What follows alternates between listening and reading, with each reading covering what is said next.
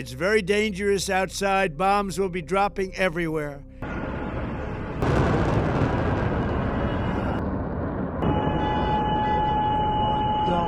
Right now, as you are watching this, bombs are falling on Tehran. Not in a movie, not in a video game. This is real. February 28th, 2026. Today, the United States of America and Israel launched a massive coordinated military assault on the Islamic Republic of Iran. President Donald Trump has officially declared major combat operations. Explosions have ripped through the Capitol. Government ministries are on fire. The supreme leader has been moved to an undisclosed location.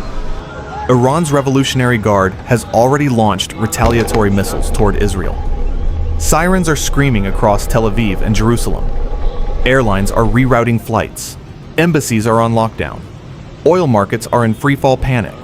And the world, our world, just changed forever. This is everything you need to know. It began in the early hours of Saturday morning. Multiple massive explosions rocked downtown Tehran. Residents near University Street and the Jamhuri district, the heart of Iran's government infrastructure, reported earth-shaking blasts, followed by columns of black smoke rising into the sky. Within minutes, more detonations were reported in northern Tehran's Sayyid Khandan neighborhood.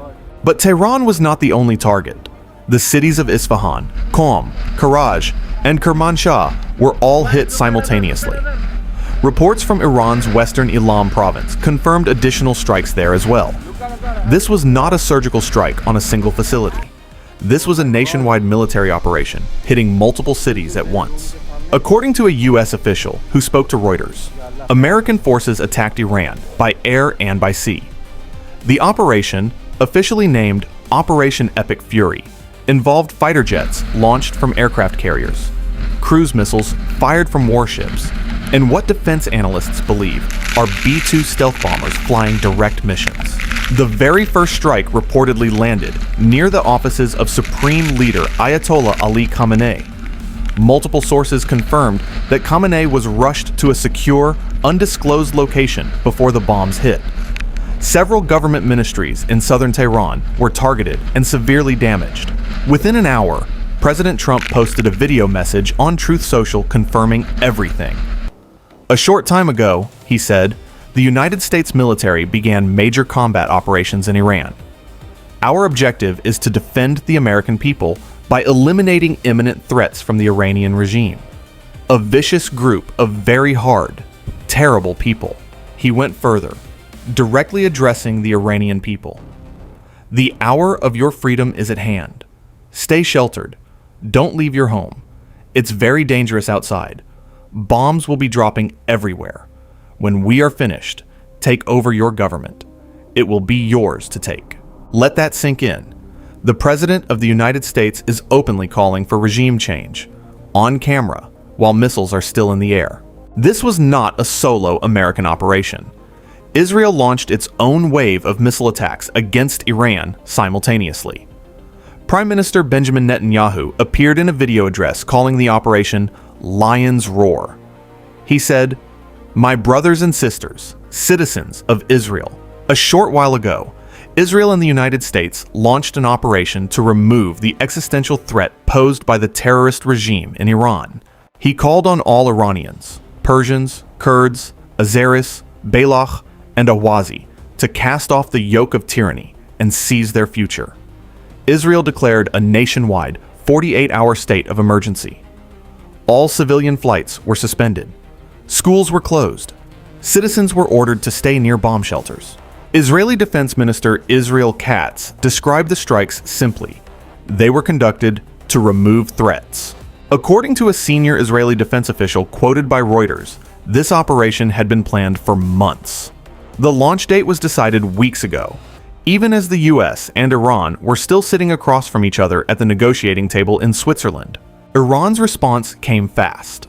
Within hours, the Islamic Revolutionary Guard Corps announced they had launched what they called the first broad wave of retaliatory missile and drone strikes towards Israel. The statement posted on Telegram through the semi-official Tasnim news agency was clear. In answer to the hostile and criminal enemy assault on the Islamic Republic of Iran, the first broad wave of missile and drone attacks toward the occupied land has begun. Explosions rocked northern Israel.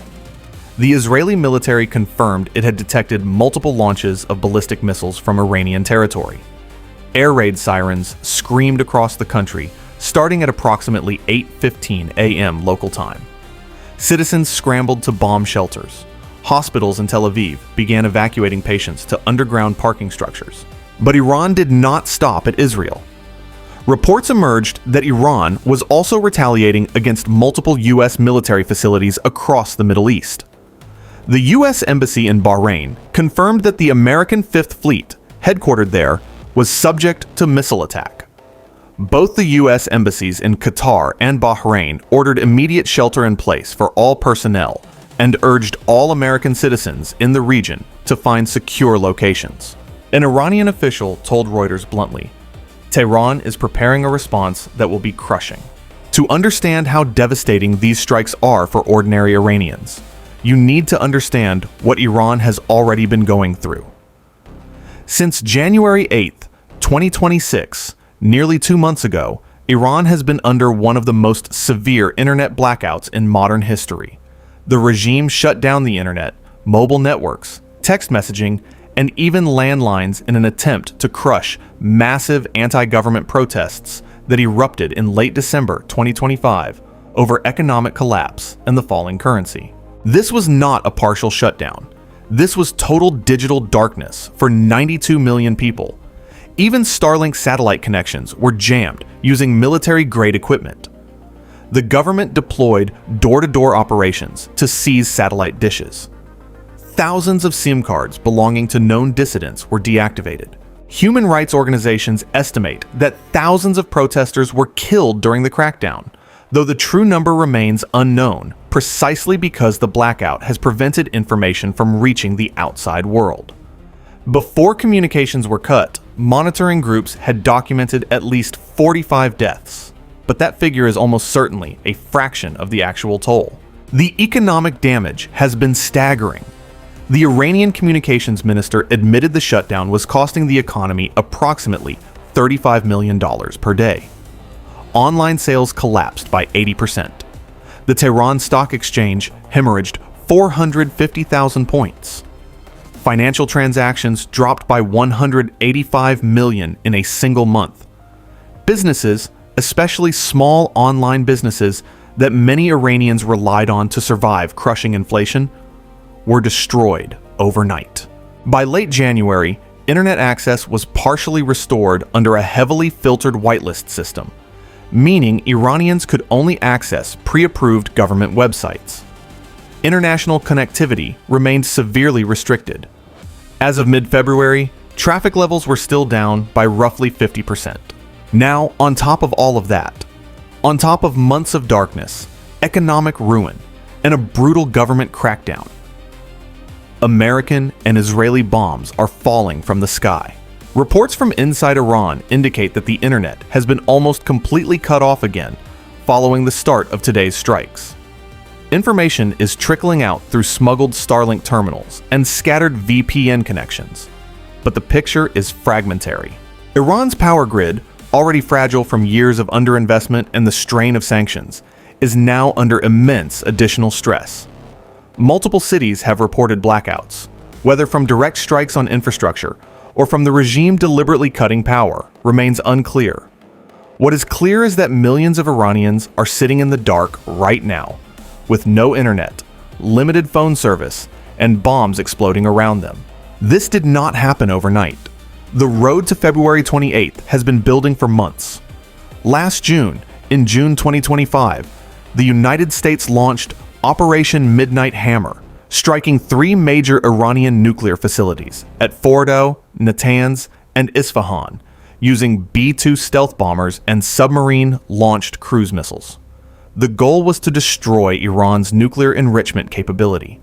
Iran responded by firing missiles at the Al Udeid Air Base in Qatar, the largest American military base in the Middle East. No Americans or Qataris were killed, and a ceasefire was declared within 2 weeks. After that ceasefire, Trump demanded Iran permanently abandon nuclear enrichment. Iran refused. Negotiations dragged on through the fall and winter, mediated by Oman's foreign minister. 3 rounds of talks were held, the last one just 2 days ago, on Thursday, February 26th in Switzerland. It ended without a deal. Iran had offered to limit enrichment, allow international inspectors full access, and eliminate stockpiles.